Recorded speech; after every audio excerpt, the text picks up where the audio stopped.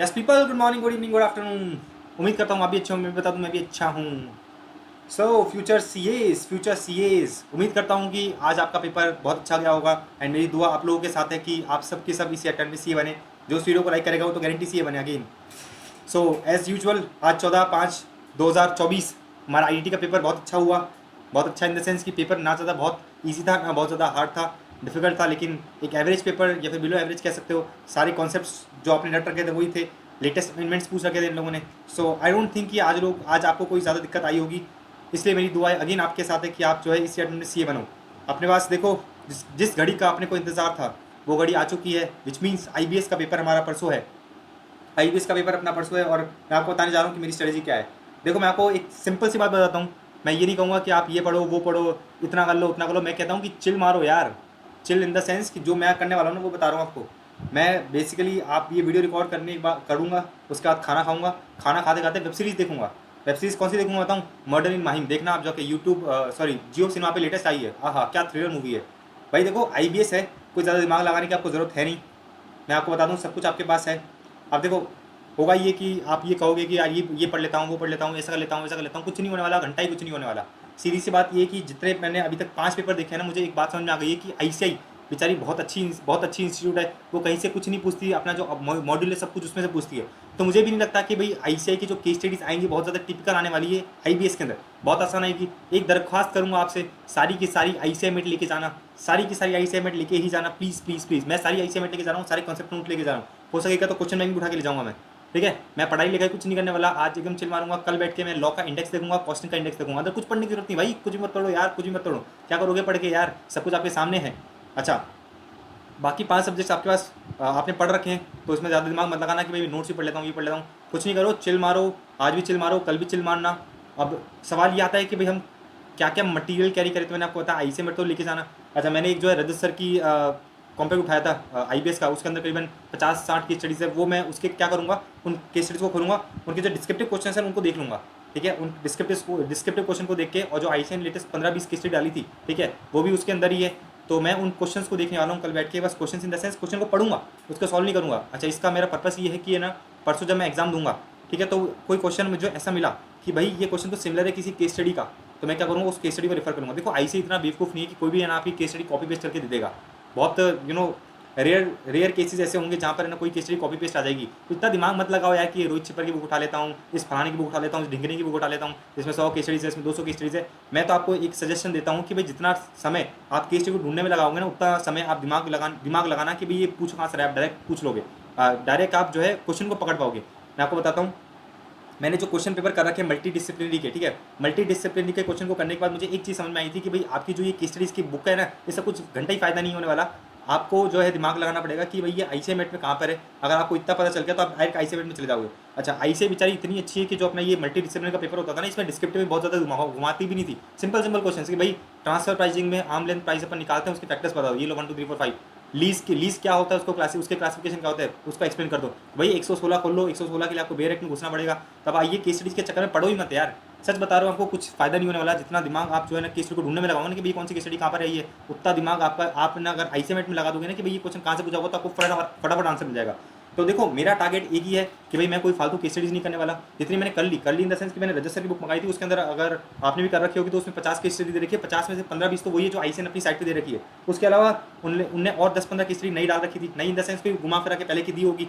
ठीक है, तो उसमें बहुत ज़्यादा मुझे दिक्कत आई नहीं थी, ये कहते हुए कि यार इसमें ना ये हो सकता है, या फिर इसमें एक ऐसी चीज़ आ गई जो एक्स्ट्रा ऑर्डनरी ही है। एक दो केस स्टडी ऐसी है जो बहुत खतरनाक है। खतरनाक इन द सेंस कि यार ये आईसीएम भी कहाँ है ये मुझे नहीं पता, लेकिन आईसीए ऐसा नहीं करेगा। देखो, आईसीए बहुत अच्छा इंसान है, आईसीए बहुत अच्छी इंस्टीट्यूट है। आपको जो एग्जाम परसों मिलेगा ना क्वेश्चन पेपर, आप खुद समझ जाओगे कि यार ये क्वेश्चन ऐसे से पूछता है क्या, इतने आसान आसान क्वेश्चन पूछता है क्या। अच्छा, अगर आपने आज तक के 5 पेपर दिए हैं तो आपको एक चीज़ समझ में आई होगी कि आईसीए इतना घुमाता नहीं है।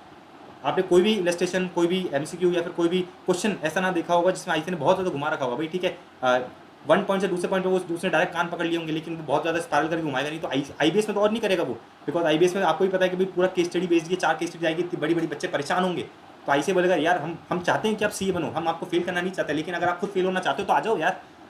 आप खुद फेल होना चाहते हो तो लेके आओ, 1000 केस स्टडीज लेके आओ। मैं 1000 में से एक भी केस स्टडी दूंगी, ढूंढते रहना, टक टक टक टक टक टक टक, कुछ नहीं मिलने वाला, घंटा ही नहीं मिलने वाला। इसलिए मैं आपको एक सजेशन दे रहा हूँ कि भाई ठीक है, आपके पास केस स्टडी ले जाओ, लेकिन इतना दिमाग मत लगाना। मैं आपको मेरी स्ट्रेटजी बता रहा हूँ, आज के दिन में कुछ नहीं पढ़ने वाला, कुछ भी नहीं, मतलब कुछ भी नहीं, चिल, एकदम चिल चिल चुल चिल। कल बैठेंगे अपन, कल लॉ के इंडेक्स देखूंगा, कॉस्टिंग का इंडेक्स देखूंगा, और जो मेरे पास केस उसके क्वेश्चन पढ़ूंगा, बस उसके क्वेश्चन पढ़ना है, क्वेश्चन पढ़ूंगा, सॉल्यूशन भी देखूंगा। भाई सॉल्यूशन देख के करना क्या, सब कुछ आपके सामने ही है। तो क्वेश्चन देखूंगा कि भाई अगर कोई गलती से क्वेश्चन घूम फिर के आ गया तो अपन क्या कर देंगे, इसको कॉपी पेस्ट कर देंगे। बाकी मुझे लगता नहीं है कि भाई ऐसे इतना बेवकूफ़ है कि कोई केस स्टडी डिट्टो की डिट्टो कॉपी पेस्ट दे दे। अब ऐसा हुआ तो यार देखो, सबसे बड़ा पोपट मेरा ही होगा कि मैं इधर बड़ी बड़ी बकवास कर रहा हूँ कि ये भी कोई केस स्टडी कॉपी पेस्ट होने वाली नहीं है। लेकिन अगर आ गई तो मेरी बैंड बजेगी। लेकिन देखो, इतना मुझे अपने आप पे भरोसा है कि अगर कोई केस स्टडी ऐसी आ भी जाती है जो आप लोगों के पास केस स्टडी में हो, लेकिन ऐसा नहीं होगा कि मुझे कुछ आता ही नहीं होगा उसमें भी ऑफकोर्स अगर वो 25 नंबर की केस स्टडी तो उसमें भी मैं 15-20 नंबर का ढूंढ लूंगा ICA मैट से। बाकी 5 नंबर का ऐसा हो सकता है कि भाई कुछ एक्स्ट्रा आउट नहीं हो, लेकिन मुझे लगता नहीं है कि कोई ऐसी केस स्टडी ICA देगा जो ICA मैट के बाहर है, मतलब जिसका सॉल्यूशन ICA मैट के बाहर मिले अपने को, राइट। सो मैंने आपको अपनी स्ट्रेटजी बताई, कल बैठ के मैं करूँगा, इंडेक्स देखूंगा, इंडेक्स देखने के बाद मैं क्वेश्चन का इंडेक्स देखूंगा, लॉ का इंडेक्स देखूंगा, सारे क्वेश्चन देख लूंगा और एकदम चिल रहूंगा, कुछ नहीं करना अपने को यार। अच्छा, स्टैंडर्ड क्वेश्चन कर लेना। स्टैंडर्ड क्वेश्चन का मैंने एक बार क्वेश्चन देखा था मई 2022 में, एक MCQ बन गया था 2 नंबर का, ठीक है। अब देखो सीधी सी बात ये कि अपन ने जो है पूरे 6 महीने में तो ये लोग लॉ क्वेश्चन पढ़ा नहीं, 2 दिन में बैठ के क्या ही उखाड़ लोगे तुम लोग यार। तो कुछ नहीं करना आप लोगों को, आप लोगों को तो बस चिल मारना है। और अगर देख मैं एक और सजेशन देता हूँ कि अगर आपने लॉ क्वेश्चन नहीं पढ़ रखा और आपका टारगेट AR लाना नहीं है तो आप छोड़ दो उनको, कुछ नहीं होने वाला यार इसमें। सीधी सी बात ये है कि 100 नंबर में ज़्यादा से ज़्यादा आपके 10-15 नंबर इस पर रहेंगे, बाकी 85 आपके कब्जे में ना, तो 85 को लेके आओ यार।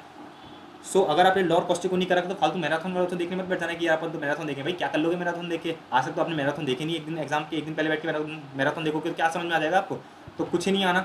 सीधी सी बात ये कि आप इंडेक्स देख लेना, आपको इंडेक्स में से पता चल जाएगा कि यार ये कौन सा ये टॉपिक कहाँ का है, कहाँ पर है, अब लोग पूछना और चले जाना मतलब एग्जाम देने चले जाना। अच्छा, मेरा एग्जाम में क्या स्ट्रेटेजी रहने वाला है, तो सीधी सी बात ये कि मेरे को 4 घंटे मिलेंगे। मेरा टारगेट यही कि 1 घंटा एक केस स्टडी के लिए।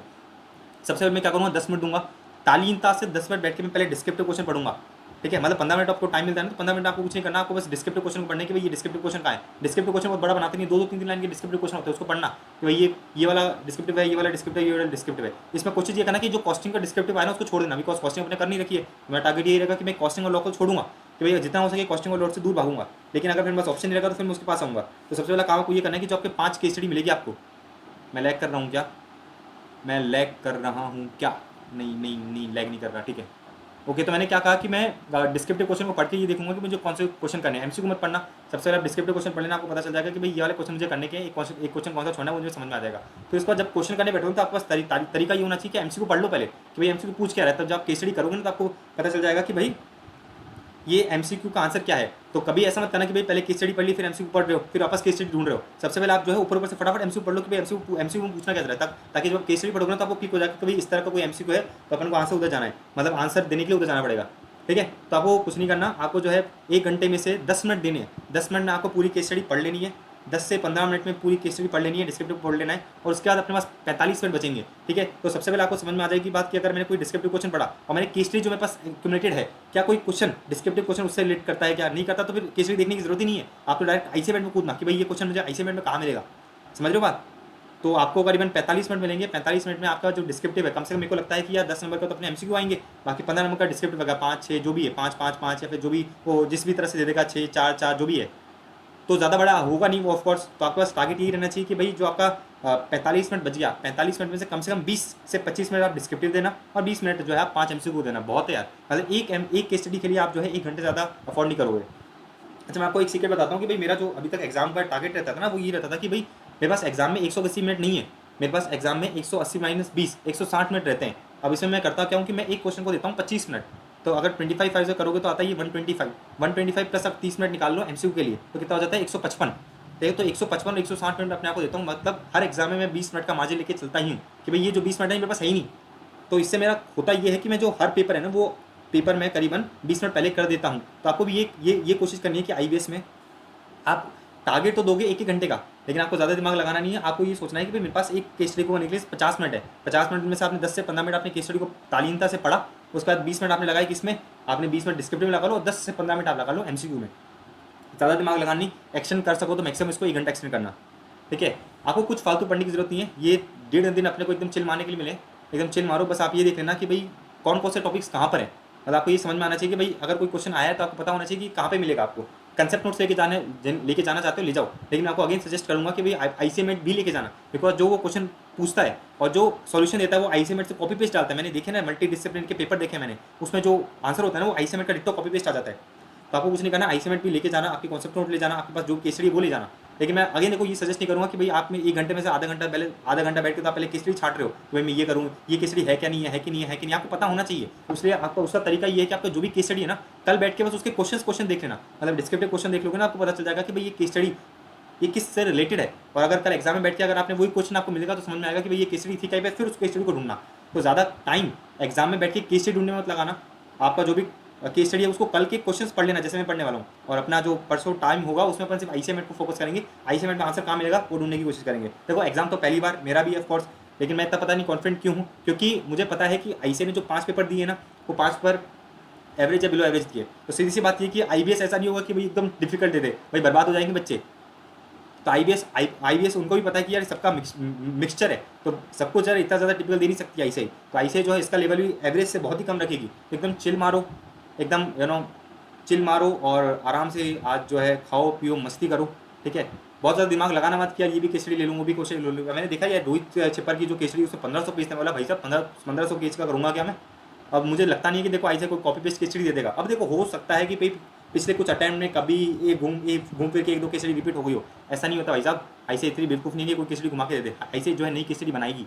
आज तक आप देख लो ना कि भाई जो भी क्वेश्चन आए हैं, जो भी पेपर अपने देखे हैं, तो उसमें ऐसा नहीं है ना कि भाई सब कुछ कॉपी पेस्ट ही मिला है। 1-2 क्वेश्चन आ गए होंगे जो कॉपी पेस्ट। अगर आज के पेपर में भी देखोगे तो ये आरटीबी का एक क्वेश्चन आया था ओएमजी का, ये भी कॉपी पेस्ट आया था। कॉपी पेस्ट मतलब उस जैसा ही आया था, राइट। तो ऐसा नहीं होगा कि भाई पूरी की पूरी केसरी कॉपी पेस्ट मिल जाएगी आपको। लेकिन आगे मेरा मतलब मोटिवेट यही है कि आपको बताना कि आप केसरी पे ज़्यादा दिमाग मत लगाओ, केसरी अपने पास रखो, उसके क्वेश्चन देख लेना तो भाई ये क्वेश्चन है, ये काम आ सकते हैं। केस स्टडी ढूंढने मत बैठ जाना, पता चले कि भाई 1 घंटा आपको जो है एक केस स्टडी करना था और आधे घंटे में तो आपने बस ढूंढने में लगा दिया तो ये केस स्टडी है कि नहीं। 1000 पन्ने पलटे पता चला कुछ मिला ही नहीं, समझ रहे हो बात को। तो वही फोकस ये रहना चाहिए कि 10 से 15 मिनट देना, 10 से 15 मिनट में एक केस स्टडी का ढूंढ लेना कि भाई ये है कि नहीं है। उसके बाद अपने काम में लग जाना कि भाई अपने को तो ये आईसीएमएट से मिलेगा, या अगर आपको नहीं मिला तो आईसीएमएट से ही मिलेगा। तो इसलिए चिल मारो, ज़्यादा दिमाग मत लगाओ, ज़्यादा टेंशन मत लो, ठीक है। अब आप तो ये मानो कि भाई आज अपने एग्जाम खत्म हो गई, परसों वाली एग्जाम ही नहीं है यार। Chill chill chill chill chill. Alright, तो मैंने आपको बता दिया कि भाई आपको करना क्या है, मैं क्या करने वाला हूँ परसों बैठ के, ठीक है। जो आपको 4 घंटे मिलेंगे उसमें क्या करूँगा, राइट। अच्छा, अभी तक मेरा एक्सपीरियंस ये रहा है कि भाई कोई भी पेपर मुझे लेंथ नहीं लगा, लेंथ इन द सेंस कि भाई टाइम से एक्सटेंड नहीं हुआ, मतलब एक रीजनेबल टाइम में मैंने पेपर को खत्म कर दिया। तो मुझे पूरी उम्मीद है कि जो आईबीएस का पेपर होगा वो भी अपन इस तरह से कर पाएंगे, ठीक है। तो आईसीआई बेचारी बहुत अच्छी है, आईसीआई को लोग ऐसी गालियाँ देते हैं, लेकिन आईसीआई चाहती है कि आप जो है पास हो, लेकिन बस आपको जो एक प्रोसेस फॉलो करना पड़ेगा, सिस्टमेटिक प्रोसेस फॉलो करना पड़ेगा। जो आईसीआई चाहती है वो 2 सिंपल। सो आई होप मैंने आपको सब बता दिया हो कि भाई आईबीएस को किस तरह से टैकल करना है। ज़्यादा दिमाग मत लगाना। कॉस्टिंग के इंडेक्स देख लेना, अगेन कॉस्टिंग में स्टैंडर्ड कॉस्टिंग के नोट्स पढ़ लेना यार। स्टैंडर्ड कॉस्टिंग के चांसेस कम है, लेकिन आ सकता है 1-2 नंबर का भी आ जाए, तो पढ़ लेना यार, वैसे टाइम तो है अपने पास। तो स्टैंडर्ड कॉस्टिंग के नोट्स पढ़ लेना, बाकी इतना दिमाग मत लगाना कि भाई उसके इलस्ट्रेशन कर लूँ, क्वेश्चन कर लूँ, लॉ पढ़ लूँ। भाई 2000 पढ़ने कौन पड़ेगा यार। मेरे को 6 महीने एक्स्ट्रा मिले थे, नवंबर 23 के बाद 6 महीने एक्स्ट्रा मिले, जब मैंने इतना दिमाग नहीं लगाया, क्योंकि मुझे पता है कि यार अपने पास लॉ क्वेश्चन में आना कितना 10-15 नंबर का आना है, बाकी अपने पास कितने 585 नंबर तो अपने कब्जे में है ना। तो 585 नंबर पर फोकस करो। अगर आप लॉ क्वेश्चन में ध्यान नहीं देते तो 10-15 नंबर आपके रिस्क रहेंगे। 85 आपके हाथ में है। 85 ऐसा करो कि यार आराम से आपके करीबन इसमें 60, 70, 75, 80 बैठे, ठीक है। सो आई होप अपना जो पेपर होगा परसों आसान ही होगा, एंड मैं अगेन दुआ करता हूँ कि हम सभी सेक्टर में पास हुए, हम सभी सेक्टर में सीए बने। ऑलराइट। तो अगर आपने ये वीडियो को लाइक नहीं करा तो वीडियो को लाइक कर दो, चैनल को सब्सक्राइब नहीं करा तो चैनल को सब्सक्राइब करो। All the best. अपन परसों मिलेंगे, परसों अपन देखते हैं कि अपन क्या धमाल करके आते हैं आईबीएस में। Yes bro, yes guys, bye bye.